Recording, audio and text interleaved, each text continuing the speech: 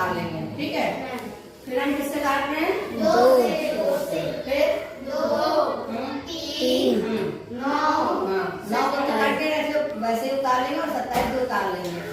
अब फिर किससे? 3 3 से। फिर 3 से 2 कटेगा? नहीं कटेगा तो हम 2 उतार लेंगे। 3 का पहाड़ा कितनी बार पढ़े? 1 3 का 3। फिर 3 का पहाड़ा कितनी बार पढ़े? 9 आ जाए। 3 बार। फिर 3 का पहाड़ा कितनी बार पढ़ेंगे? 27 आ जाएगा। 9 बार। अब फिर किससे करेंगे? 3 से। 2 में जाएगा 3 का पहाड़ा? नहीं जाएगा तो 2 उतार लेंगे। यहाँ पर 1 आ गया और यहाँ क्या होगा? 3 1 3। तो 1 आ जाएगा, यहाँ क्या आ जाएगा? 3। अब किससे करेंगे? 2 से कर लेते हैं क्योंकि हमें 2 और 3 दोनों बचे हैं। एक बार 2 से और एक बार 3 से कर लेंगे।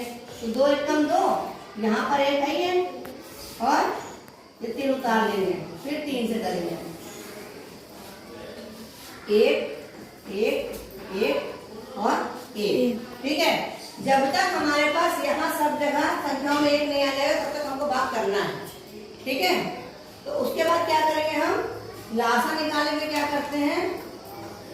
ये सभी संख्याओं को गुणा कर देंगे। तो सबसे पहले क्या लिखेंगे? 2 गुणे 2 गुणे फिर 3 फिर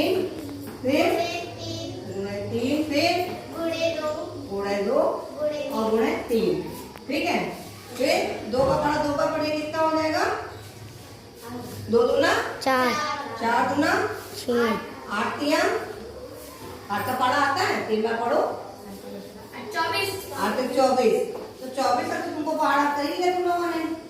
यहाँ गुना लगा लेंगे। उसके बाद 3 का पहाड़ा 2 बार पढ़े, कितना हो जाएगा? 6 और 6 का पहाड़ा 3 बार 18।